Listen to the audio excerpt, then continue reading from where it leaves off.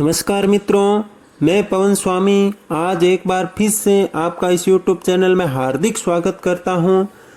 आज हम पढ़ेंगे कि भाई किन किन परिस्थितियों में क्रिया सदैव सकर्मक होगी और अकर्मक क्रिया के भेदों के बारे में हम पढ़ेंगे तथा साथ ही साथ हम पढ़ेंगे पूर्वकालिक क्रिया किसे कहते हैं इसके बारे में भी हम पढ़ेंगे। कल हमने क्रिया की परिभाषा पढ़ ली थी और उद्देश्य तथा विधेय किसे कहते हैं इसके बारे में पढ़ लिया था तथा क्रम के आधार पर क्रिया के भेद के बारे में भी हमने पढ़ लिया था और उसमें सकर्मक क्रिया का भी कुछ पढ़ ली थी। अब देखिए हम शुरुआत करते हैं कि भाई किन परिस्थितियों में क्रिया सदैव सकर्मक होती है इसके बारे में हम देखते हैं।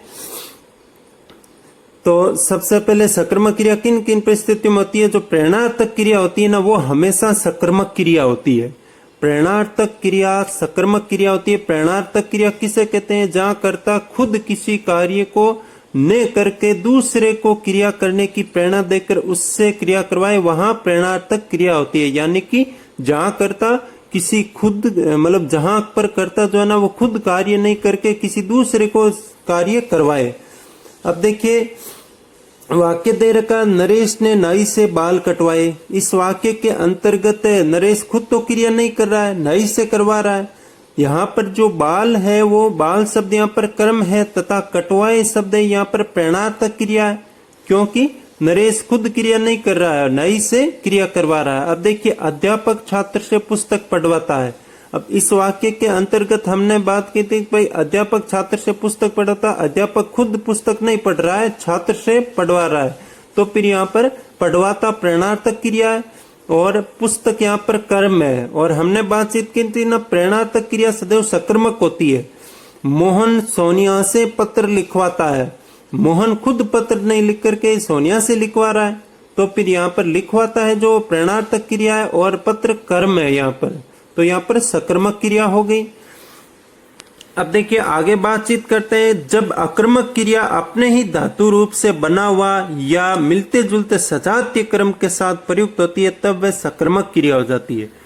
बात करते हैं अकर्मक क्रिया सकर्मक कब होती है? जब अकर्मक क्रिया अपने ही धातु रूप से बना हुआ या मिलते जुलते सजातीय क्रम के साथ प्रयुक्त होती है। ध्यान रखना, सजातीय क्रम के साथ प्रयुक्त होती है तो वे सकर्मक क्रिया हो जाती है। जैसे दौड़ दौड़ना, हंसी हंसना, लड़ाई लड़ना, ये सकर्मक क्रिया के उदाहरण है। रमेश अपनी दौड़ दौड़ता है। रमेश अपनी दौड़ दौड़ता है। अब इस वाक्य के अंतर्गत दौड़ शब्द है वो सजातीय क्रम है तथा दौड़ना शब्द यहाँ पर क्रिया है। वैसे तो स्वतंत्र रूप से दौड़ना शब्द यहाँ पर जो है ना वो अकर्मक क्रिया है, लेकिन अपने सजातीय क्रम के साथ आने पर यह सकर्मक हो गई। गरीब रोज अपने पेट की लड़ाई लड़ते हैं। यहाँ पर लड़ाई शब्द सजातीय कर्म है तथा लड़ते हैं यहाँ पर क्रिया है, वो भी सकर्मक क्रिया। अब देखिए आगे बातचीत करते हैं अकर्मक क्रिया किसे कहते हैं। अकर्मक क्रिया के भेद कितने होते हैं? तो अकर्मक क्रिया किसे कहते हैं? जिस क्रिया द्वारा किए गए कार्य का फल सीधा कर्ता पर पड़ता है। यानी कि जिस क्रिया के द्वारा किए गए कार्य का फल सीधा कर्ता पर पड़ता है तथा जिन क्रियाओं के साथ कर्म की आवश्यकता नहीं होती है, अर्थात बिना कर्म के ही वाक्य का अर्थ स्पष्ट हो जाता है, वो अकर्मक क्रिया होती है। यानी कि जिस क्रिया द्वारा किए गए कार्य का फल जो है ना वो सीधा कर्ता पर पड़ता है और कर्म नहीं होता, उसमें कर्म के बिना ही अर्थ स्पष्ट हो जाता है। जैसे कि तोता उड़ता है। अब इस वाक्य में उड़ना क्रिया है और कर्म अनुपस्थित है। बच्चा सोता है, इस वाक्य में सोना क्रिया है, कर्म अनुपस्थित है, दोनों वाक्य अकर्मक हो गए। अब देखिए हिंदी के अंतर्गत हिंदी में तैरना, उड़ना, नहाना, जागना, बोलना, सोना, रोना, धोना, टहलना, चमकना, उगना, भागना, थूकना, छींकना, खांसना आदि ये सब प्राय जो है ना ये अकर्मक क्रिया के रूप में ही ये शब्द प्रयुक्त होते हैं। अब देखिए आगे बात करते हैं अकर्मक क्रिया के भेद। अकर्मक क्रिया के मुख्य रूप से 3 भेद होते हैं। कौन कौन से भेद होते हैं अकर्मक क्रिया के मुख्य रूप से? अकर्मक क्रिया के मुख्य रूप से जो 3 भेद होते हैं उसमें पहला भेद हम बातचीत करते हैं। तो फिर स्थित्यर्थक या अवस्था बोधक पूर्ण अकर्मक क्रिया, गत्यर्थक या पूर्णता बोधक अकर्मक क्रिया और अपूर्ण अकर्मक क्रिया। तो सबसे पहले हम बातचीत करते हैं स्थित्यक या अवस्था बोधक पूर्ण अकर्मक क्रिया। स्थित्यक या अवस्था बोधक पूर्ण अकर्मक क्रिया ये किसे कहते हैं, इसके बारे में देख लीजिए आप। यह क्रिया स्थिरता का बोध कराती है। जो स्थित्यक या अवस्था बोधक पूर्ण अकर्मक क्रिया होती है ना, ये क्रिया स्थिरता का बोध कराती है तथा बिना पूरक पद या कर्म के बिना पूर्ण अर्थ देती है। इसमें कोई पूरक पद नहीं होता है और कर्म नहीं होता है, तो भी ये पूर्ण अर्थ देती है। जैसे जो बातचीत करते हैं, ताजमहल आगरा में स्थित है, तो यहाँ पर इस ताजमहल के स्थित होने का भाव प्रदर्शित कर रही है यहाँ पर, तो स्थित्य बोधक।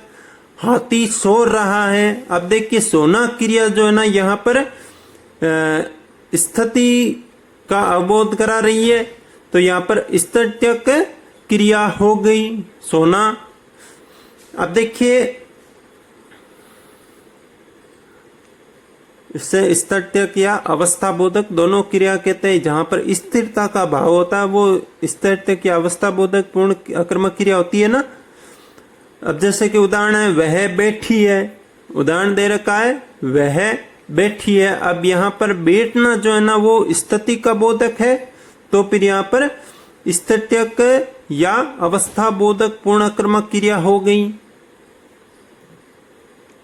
बैठना यहाँ पर स्थिरता का बोधक है ना, इसलिए यहाँ पर स्थित्यक या अवस्था बोधक पूर्ण अकर्मक क्रिया है। अब देखिए आगे हम बातचीत करते हैं। जो ये स्थित्यक या अवस्था बोधक पूर्ण अकर्मक क्रिया होती है ना, ये क्रियाएं हमेशा अकर्मक क्रियाएं स्थिति, अवस्था, अनुमति अथवा दशा का बोध कराती है। ये अकर्मक क्रियाएं स्थिति का बोध कराती है, अवस्था का बोध कराती है और दशा का बोध कराती है। अब देखिए गत्यर्थक पूर्ण अकर्मक क्रिया, अगला है गत्यर्थक पूर्ण अकर्मक क्रिया किससे कहते हैं। अब देखिए ये क्रिया जो होती है ना वो कर्ता की गतिशीलता का बोध कराती है। यह क्रिया कर्ता की गतिशीलता का बोध कराती है, लेकिन पूर्णार्थ के लिए किसी पूरक पद या कर्म की आवश्यकता नहीं होती है। यहाँ पर गत्यर्थक पूर्ण अकर्मक क्रिया जो है ये कर्ता की गतिशीलता का बोध कराती है, और इसमें वाक्य के पूरे अर्थ के लिए किसी पूरक पद या कर्ता की आवश्यकता नहीं होती है, कर्म की आवश्यकता नहीं होती है, सॉरी। जैसे कि यहाँ पर तोता उड़ रहा है। अब देखिए इस वाक्य के अंतर्गत कर्ता है तोता। अब तोते की यहाँ पर गतिशीलता के बारे में बताया, उड़ रहा है, कर्ता की गतिशीलता के बारे में बता रहा है, तो फिर यहाँ पर उड़ रहा है जो है ना ये गत्यर्थक पूर्ण अकर्मक क्रिया है। गत्यर्थक पूर्ण अकर्मक यहाँ पर क्रिया है। अगला देखिए इसमें वाक्य दे रखा है, अगला बालक दौड़ रहा है। अब देखिए वाक्य है बालक दौड़ रहा है। अब इस वाक्य के अंतर्गत जो है बालक शब्द ये कर्ता है, बालक यहाँ पर करता है, जबकि दौड़ रहा है शब्द है ना ये बालक की गतिशीलता को प्रदर्शित कर रहा है, दौड़ रहा है, तो फिर यहाँ पर ये गत्यर्थक पूर्ण अकर्मक क्रिया हो गई। दौड़ रहा है मैं, गत्यर्थक पूर्ण अकर्मक क्रिया। अब देखिए अगला शब्द हम दे रखा है कि भाई विमान जा रहा है। अब देखिए यहाँ पर इस वाक्य के अंतर्गत विमान की गति के बारे में बताया गया, विमान जा रहा है यानी कि विमान गतिशील है, तो फिर जा रहा है में यहाँ पर गत्यर्थक पूर्ण अकर्मक क्रिया है। यहाँ पर गत्यर्थक पूर्ण अकर्मक क्रिया है, जा रहा है में। अब देखिए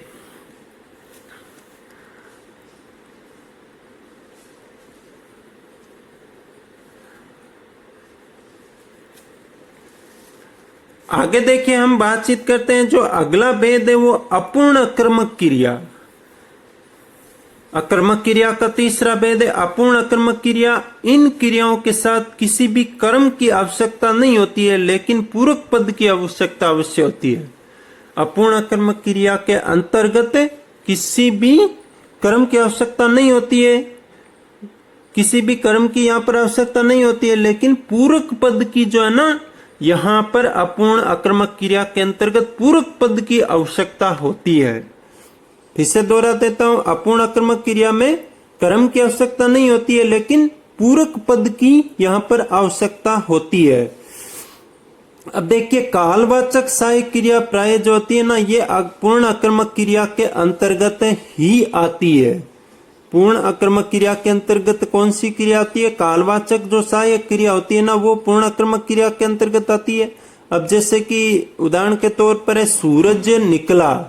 अब यहां पर जो है ना, सूरज निकला उदाहरण दे रखा है, सूरज निकला। अब देखिए, इस वाक्य के अंतर्गत हम बातचीत करते हैं ना, तो यहां पर जो सूरज शब्द है ना, ये पूरक शब्द है, जबकि निकला यहां पर अपूर्ण अकर्मक क्रिया है। सूरज शब्द यहां पर पूरक पद है और निकला शब्द यहां पर पूर्ण अकर्मक क्रिया है, क्योंकि अब देखिए, हमने बातचीत की थी ना, इस क्रिया में कर्म की आवश्यकता नहीं होती है, और लेकिन पूरक पद की आवश्यकता होती है। तो सूरज यहां पर पूरक पद है और निकला अपूर्ण अकर्मक क्रिया। अब देखिए, अगला शब्द दे रखा अन्ना स्वस्थ है। अब इस वाक्य के अंतर्गत स्वस्थ जो है ना, ये अपूर्ण आक्रामक क्रिया है, तथा अन्ना शब्द यहाँ पर पूरक पद है। अन्ना शब्द यहाँ पर क्या है? पूरक पद है। अब देखिए, आगे हम बातचीत करेंगे तो क्रिया के जो अगले भेदों के बारे में, प्रयोग व संरचना के आधार पर क्रिया के भेद अगले हैं। प्रयोग और संरचना के आधार पर क्रिया के भेद ये कितने होते हैं, कौन कौन से होते हैं, इसके बारे में पढ़ेंगे। देखिए, तो शुरुआत करते हैं प्रयोग व संरचना के आधार पर क्रिया के भेद। अब देखिए, प्रयोग और संरचना के आधार पर जो क्रिया के भेद हो गए, मुख्य रूप से पूर्वकालिक क्रिया, सहायक क्रिया, प्रेरणार्थक क्रिया, समापिका व असमापिका क्रिया, संयुक्त क्रिया, नाम धातु क्रिया, ये प्रयोग और संरचना के आधार पर क्रिया के प्रमुख भेद है। वापिस दोहरा देता हूं, प्रयोग व संरचना के आधार पर क्रिया के प्रमुख भेद: पूर्वकालिक क्रिया, सहायक क्रिया, प्रेरणार्थक क्रिया, समापिका व असमापिका क्रिया, संयुक्त क्रिया और नाम धातु क्रिया। पूर्वकालिक, सहायक, प्रेरणार्थक, समापिका और असमापिका, संयुक्त क्रिया और नाम धातु क्रिया, यह है प्रयोग और संरचना के आधार पर। तो सबसे पहले हम बातचीत करते हैं पूर्वकालिक क्रिया। पूर्वकालिक क्रिया किसे कहते हैं? अब देखिए, इसकी परिभाषा ये है कि जब कर्ता एक क्रिया पूर्ण कर दूसरी क्रिया करता है। जब कर्ता एक क्रिया पूर्ण कर दूसरी क्रिया करता है तो पहले समाप्त हुई यानी कि पूर्ण हुई क्रिया जो होती है ना, वो पूर्वकालिक क्रिया कहलाती है। तो पूर्वकालिक क्रिया किसे कहते हैं? जब कर्ता एक क्रिया पूरी करके दूसरी क्रिया शुरू करता है तो पहले समाप्त हुई जो क्रिया होती है ना, वो पूर्वकालिक क्रिया होती है। अब देखिए, इसमें पहली और दूसरी क्रिया के बीच कर या करके शब्द का प्रयोग करते हैं। जैसे कि शब्द दे रखा अंकुश पढ़कर सो गया। अब देखिए, इस वाक्य में अंकुश करता है। अब देखिए, यहाँ पर अंकुश जो करता है ना, तो यहाँ पर इसमें दे रखा है अंकुश पढ़ करके सो गया। पहले पढ़ा था फिर सोया था, इसलिए यहाँ पर पढ़कर पूर्वकालिक क्रिया है। पढ़कर शब्द यहाँ पर पूर्वकालिक क्रिया है। दूसरा है मानव खेल कर आया। इस वाक्य में मानव शब्द जो है ना, ये करता है। मानव पहले खेला था फिर घर आया था या फिर कहीं पर भी आया था, तो फिर यहाँ पर खेल कर जो है ना, ये पूर्वकालिक क्रिया हो गई। यहाँ पर खेल कर पूर्वकालिक क्रिया हो गई। अब देखिए, एक विशेष महत्वपूर्ण बात यह है कि पूर्वकालिक क्रिया जो होती है ना, वो एक तात्कालिक क्रिया भी कहलाती है। पूर्वकालिक क्रिया एक तात्कालिक क्रिया भी कहलाती है, तथा जहां एक क्रिया के समाप्ति के तुरंत बाद दूसरी क्रिया संपन्न होता है, वहां तात्कालिक, पहली क्रिया जो होती है तात्कालिक क्रिया होती है। पूर्वकालिक क्रिया एक तात्कालिक क्रिया भी कहलाती है, जहां एक क्रिया के समाप्ति के तुरंत बाद दूसरी पूर्ण क्रिया का संपन्न होना पाना जाए, वहां पर पहली क्रिया तात्कालिक क्रिया कहलाती है। यही बात हम जो है ना ये पूर्वकालिक क्रिया के बारे में कर चुके हैं। पूर्वकालिक क्रिया में भी पहली क्रिया समाप्त होने के बाद में दूसरी क्रिया शुरू होती है, तो फिर पूर्वकालिक क्रिया जो पहली क्रिया समाप्त होती है ना उसे ही पूर्वकालिक क्रिया कहते हैं। अब देखिए वाक्य दे रखा है कि मेरे पहुंचते ही वे रो पड़ा। अब देखिए मेरे पहुंचते ही वे रो पड़ा, तो इस वाक्य में पहले मैं पहुंचा फिर वे रोया, तो फिर पहुंचना क्रिया पहले हुई थी, इसलिए ये या तो तात्कालिक क्रिया और पूर्वकालिक क्रिया होगी।